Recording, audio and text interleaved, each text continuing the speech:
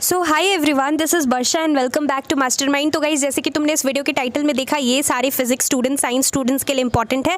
9th को तुम्हारा exam है, तो अब ज़्यादा टाइम नहीं रह गया। तो हम लोग, जैसे कि तुमने टाइटल में देखा, हम लोग डिस्कस करने वाले हैं रेडियो एक्टिविटी चैप्टर, जो कि तुम्हारा फिजिक्स का रेडियो एक्टिविटी चैप्टर है। इसका कुछ most important question. So all these question are important for your 2026 board exam. हम लोग यहाँ पर बेसिकली पूरा चैप्टर का रिविजन करने वाले हैं। मेन जो क्वेश्चन है, जो कि यहाँ पर PYQs का पार्ट होगा मोस्टली, बेसिकली तुम्हारा रिविजन हो जाएगा अच्छे तरीके से। एंड मेक श्योर करना कि जो क्वेश्चंस हम लोग यहाँ पर अभी यूट्यूब पर डिस्कस कर रहे हैं, तुम्हें ये सारे क्वेश्चंस का आंसर पता है, तुम्हारा काफी हद तक रिविजन हो जाएगा। तो वीडियो फॉलो करना है एंड तक। नेक्स्ट वीडियो तुम कौन सा चैप्टर पे चाहते हो, ये चीज़ भी मेरे को कमेंट करके बताना। तो चलो हम लोग टाइम वेस्ट नहीं करते, रिवाइज करते हैं सारा क्वेश्चंस। आई होप कि रेडियो एक्टिविटी ईजी चैप्टर है, तुमने अच्छे तरीके से सारा कुछ पढ़ लिया है। So let's start with the question. First question है, state any 2 properties of alpha radiation. देखो, तुम्हारे बुक में यहाँ पर ये चैप्टर मॉडर्न फिजिक्स का जो यूनिट है, उसके अंदर रेडियो एक्टिविटी चैप्टर आता है, और तुम्हारे बुक में एक टेबल दिया हुआ है, उसके अंदर यहाँ पर अल्फा बीटा गामा सबका रेडिएशन, सारे रेडिएशंस का प्रॉपर्टीज, यूजेस, सब कुछ दिया हुआ है। तो यहाँ पर 2 प्रॉपर्टीज तुम वहाँ से पढ़ सकते हो। वो चार्ट टेबल बहुत इंपॉर्टेंट है तुम्हारे बुक से। अल्फा रेडिएशन का फर्स्ट तुम लिख सकते हो that it has the highest ionizing power, और सेकंड तुम लोग क्या लिख सकते हो, it gets deflected in both electric and magnetic fields, right. ये 2 प्रॉपर्टीज तुम लोग लिख सकते हो। नेक्स्ट हम लोग आगे बढ़ते हैं। नेक्स्ट क्वेश्चन है, state any 2 precautions that should be taken while handling radio active substances. So what are the 2 precautions? First precaution तुम लिख सकते हो that you should always wear lead aprons or gloves, right? So this is important. और second यहाँ पर तुम लोग क्या लिख सकते हो, precaution that the radioactive materials it should be stored in thick labeled lead containers. So these are the 2 precautions. Now हम लोग आगे बढ़ते हैं। Next question है तुम्हारा यहाँ पे, name the radioactive radiation which have the least penetrating power.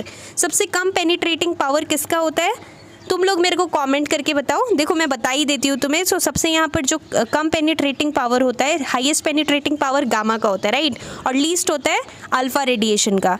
So alpha radiation has the least penetrating power. Second question क्या है, give one use of radio isotopes. Radio isotopes का यूज़ क्या है? They are use for fuel, used as fuel for atomic energy reactor. So this is one of the use. So guys, video में आगे बढ़ने से पहले एक छोटा सा अनाउंसमेंट। तो देखो, मैंने तुम्हारे लिए यहाँ पर अभी ई बुक्स लॉन्च किया है, particularly for 4 subjects, ICSE bio के लिए, केमिस्ट्री के लिए, हिस्ट्री एंड सिविक्स के लिए, एंड ज्योग्राफी के लिए। ई बुक का मतलब यहाँ पर गाइज ओनली लिमिटेड क्वेश्चंस है फॉर लास्ट मिनट प्रिपरेशंस। और यहाँ पर लास्ट मोमेंट में अभी तुमने अगर कुछ भी ठीक तरीके से नहीं पढ़ा है, तो इस ई बुक के अंदर सबसे पहला चीज की तुम्हें लिमिटेड क्वेश्चंस मिलेगा, और इस ई बुक के अंदर वही पिक्ड अप क्वेश्चन है, वही इंपॉर्टेंट क्वेश्चन है जो 2026 में आने वाला है, जो 2026 में आने का मैक्सिमम चांसेस है।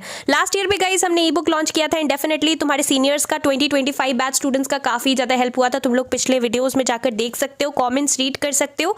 सो let me tell you the price. यहाँ पर बायो का प्राइस है 145, for chemistry it is 135, history civics के लिए 128, and for geography it is 125। And let me tell you the benefits. सबसे पहले गाइज, अगर हम लोग बात करें बायो का, तो बायो में जितना भी इंपॉर्टेंट यहाँ पर name the following type questions, MCQs, chapter wise तुम्हारा जितना भी डायग्राम बेस्ड क्वेश्चंस है, तुम्हें मोस्ट ऑफ द डायग्राम्स यहाँ पे ड्रॉ नहीं करना पड़ता है, डायग्राम्स दिया रहता है, and you need to label the important parts, functions etcetera. तो तुम्हें यहाँ पर सारा जो है, सारा कुछ यहाँ पर इंपॉर्टेंट दिया हुआ है। और गाइज, मैं इतना बड़ा चीज बोल रही हूँ कि अगर तुम कुछ भी नहीं करते हो और सारा का सारा क्वेश्चंस यहाँ से ई बुक से बस कर लेते हो, इवन अपना टेक्स्ट बुक भी ठीक तरीके से अगर तुम फॉलो नहीं करते हो, जस्ट यहाँ से सारा क्वेश्चंस कर लेते हो, तो तुम्हारा यहाँ पर गाइज 90% सिलेबस इजीली यहाँ से कवर हो जाएगा। एंड टाइम में अभी ये काफी ज्यादा हेल्प करेगा तुम्हें यहाँ पर प्रिपरेशंस करने में। And the best part is that it is a hand written e book, solutions भी प्रोवाइडेड है इसके अंदर। डिस्क्रिप्शन में लिंक है, do check it out if you want to score good marks in your ICSE 2026 board exams.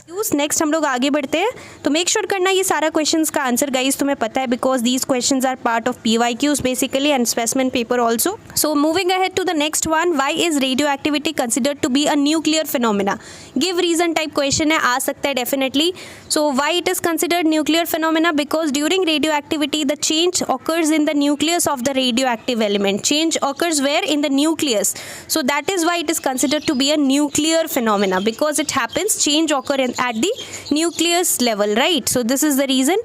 Next हम लोग आगे बढ़ते हैं। देखो, यहाँ से ये चैप्टर से एमिशन भी इंपॉर्टेंट है, जैसे कि तुम्हारा डीके हो रहा है, so alpha decay, beta decay, यहाँ पर जो डीके होता है बेसिकली एलिमेंट्स का, वो सब तुम्हें यहाँ पर आना चाहिए करने के लिए। तो अब यहाँ पर हम लोग आगे बढ़ते हैं। यहाँ पर क्या क्वेश्चन है, शो बाय इक्वेशंस। इक्वेशंस के थ्रू हमें दिखाना है the effect on the proton number. Proton number is denoted by Z, please remember. Mass number को हम लोग ए से डिनोट करते हैं, और ये एमसीक्यूज़ का पार्ट हो सकता है। एमसीक्यूज़ में आ सकता है कि हम लोग प्रोटॉन नंबर और फिर मास नंबर और एटॉमिक नंबर कैसे डिनोट किया जाता है। Of the parent nucleus brought about by the 2 types of radio active decay. So 2 type of radio active decay, एक होगा अल्फा, दूसरा होगा बीटा। सो हम लोग यहाँ पर ये 2 टाइप का डीके हम लोगों को इक्वेशन के थ्रू दिखाना है। तो यहाँ पर इक्वेशन है, तुम लोग देख सकते हो। सो this is basically the equation for alpha. Alpha में क्या होता है, बेसिकली हीलियम एटम आएगा। सो अल्फा एक्स यहाँ पर हम लोग लिखेंगे सबसे पहले, ऊपर ए आएगा, नीचे जेड आएगा, proton number and atomic number. फिर नीचे यहाँ पर तुम लोग देखोगे वाई है, यहाँ पर हीलियम जो है हीलियम 4 रहेगा और ये 2 रहेगा। यहाँ पर क्या होगा, -2 होगा, ऊपर होगा -4। तो ये हमारा बेसिकली इक्वेशन है, इसको याद कर लेना, मोस्ट इंपॉर्टेंट इक्वेशन। और ये इक्वेशन काफ़ी काम का इक्वेशन है जो कि तुम्हें यहाँ पर डीके जो है उसको करने के लिए हेल्प करेगा। नेक्स्ट यहाँ पर बीटा रेस का, यहाँ पर बीटा का क्या है, बीटा का यहाँ पर इक्वेशन क्या होगा, सेम वैसे ही लिखना है। और यहाँ पर जो है ए होता है, इधर Z+1 हो जाता है, और यहाँ पर जो है ई लिखना है इलेक्ट्रॉन, और यहाँ पर ऊपर 0 नीचे -1। This is the equation, you have to memorize this equation. I hope you know it. Next हम लोग आगे बढ़ते हैं। नेक्स्ट क्वेश्चन क्या है, now next question very important.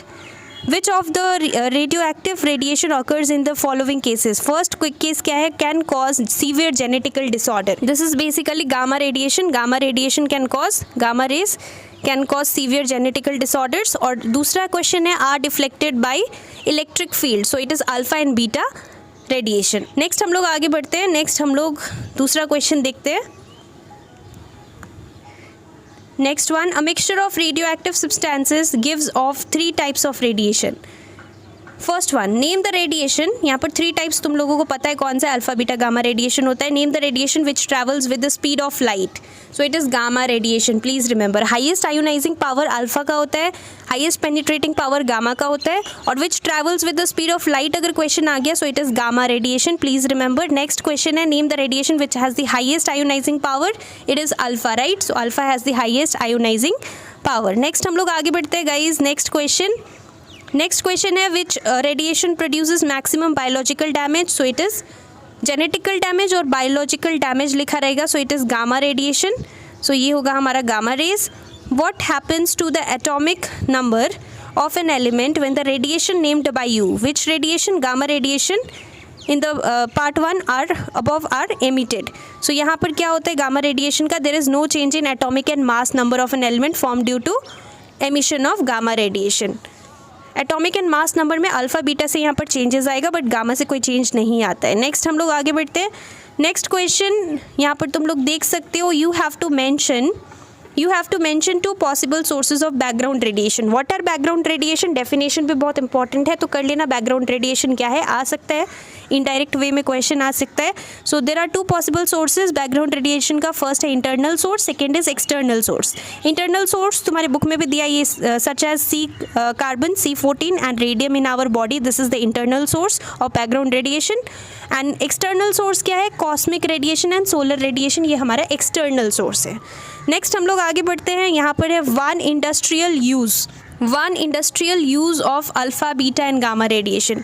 सो इंडस्ट्रियल यूज़ तुम लोग कर लेना। हम लोग आगे बढ़ते हैं। व्हाट आर बैकग्राउंड रेडिएशन, मैंने तुम्हें पहले ही बोला है डेफिनेशन आएगा, सो बुक से गो थ्रू कर लेना। इधर भी देखो यहाँ पे दिया हुआ है बैकग्राउंड रेडिएशन का डेफिनेशन, तुम लोग पढ़ सकते हो। These are ionizing radiations present in environment originating from earth crust, atmosphere, cosmic radiation, nuclear weapons, etc. We are all exposed to them even in the absence of actual radiation source. So these are background radiation. Equation बताना है, write an equation of an alpha emission from uranium and यहाँ पर atomic number सब दिया हुआ है, तो it is 238 and 92. सो हमें यहाँ पर क्या करना है, यहाँ पर तुम लोग देख सकते हो, this is the equation basically. यहाँ पर अल्फा एमिशन होगा इसका, ये एलिमेंट का, तो हमारा यहाँ पर ऐसे करके होगा, और यहाँ पर जो है 4 होगा। सो -4 हो जाएगा तो 234 हो जाएगा, और 90 हो जाएगा, यहाँ पे -2 होगा, और यहाँ पर ऐसे करके हमें लिखना है, प्लस एनर्जी रिलीज़ होगा। सो सिंपल सा ये इक्वेशन है। और फिर हम लोग आगे बढ़ते हैं। ये नेक्स्ट क्वेश्चन क्या है, what will be the change in the rate of radio activity if the temperature of the radio active substance is raise to 4 times the initial temperature. So what will be the change in the rate of radio active बोला है, radio activity. So no change, radioactivity does not depend on temperature. So this is the reason why there will be no change. And ये 2018 के paper में आया था boards में. तो एक PYQ का पार्ट है, इंपॉर्टेंट है, कर लेना. डिवाइन रेडियो एक्टिविटी तुम सभी को पता है व्हाट इज रेडियो एक्टिविटी, तो तुम्हें सिंपली डेफिनेशन कर लेना है. This is the very first thing that you are going to study in this chapter, right? What is radio activity? It is the process of spontaneous disintegration of the atomic nuclei with the emission of particles from within the nuclei of atoms. Simple definition book में दिया हुआ है तुम्हारा. फिर next question है, a substance, radioactive substance is oxidized. What change would you expect to take place in the nature of its radioactivity? Give a suitable reason.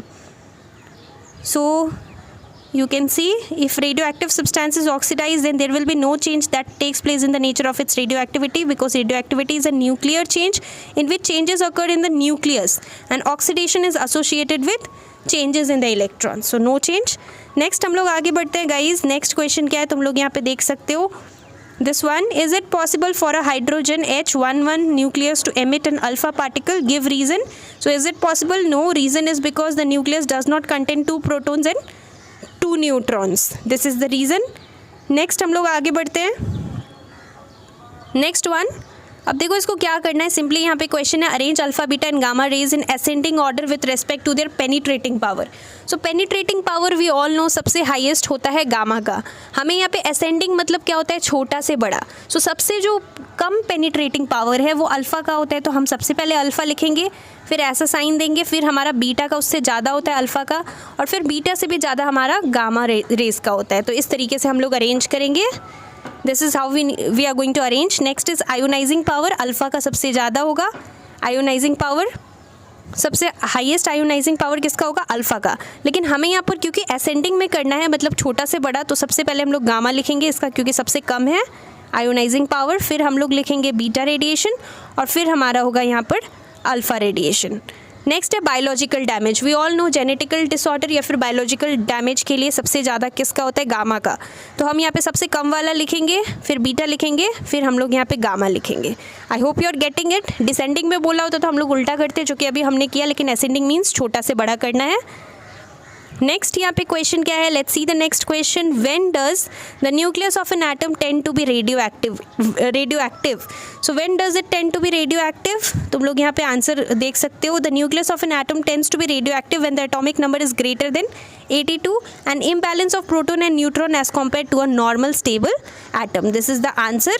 Next question क्या है, how is the radioactivity of an element affected when it undergoes a chemical change to form a chemical compound. So this is the question, और इसका answer क्या है, there is no change in the radioactivity during a chemical change. No change, why? Because the chemical change involves electrons of shells, whereas radioactivity it involves nucleus, basically nucleons. That means neutrons and protons. Electron से कोई लेना देना नहीं है. Next one, last question guys. So यहाँ पर तुम लोग देख सकते हो, mention 1 use and 1 harmful effect of radio activity. सो एक फ़ायदा बताना है, एक यहाँ पे लॉस बताना है. सो तुम लोग यहाँ पे देख सकते हो, यूज़ ऑफ रेडियो एक्टिविटी क्या है, in the production of electricity in a nuclear reactor. This is one of the use of radio activity. And carbon dating also, C14. And harmful effect बताना है. हार्मफुल इफेक्ट क्या है, it causes skin cancer and eye diseases. So these are basically the harmful effects of radio activity. So I hope कि तुम्हारा revision हो गया होगा अच्छे तरीके से रेडियो एक्टिविटी चैप्टर का. नेक्स्ट चैप्टर तुम लोग कौन सा चाहते हो कि मैं इंपॉर्टेंट क्वेश्चन इसी तरीके से डिस्कस करूँ यूट्यूब के ऊपर, तो तुम लोग मेरे को कॉमेंट सेक्शन में बताना कौन सा चैप्टर के ऊपर वीडियो चाहते हो. जिस पे सबसे ज़्यादा कॉमेंट आएगा नेक्स्ट वीडियो उसी के ऊपर, उसी टॉपिक के ऊपर हम लोग यहाँ पर डिस्कस करेंगे.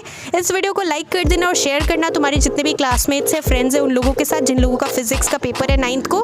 All the best for your physics exam.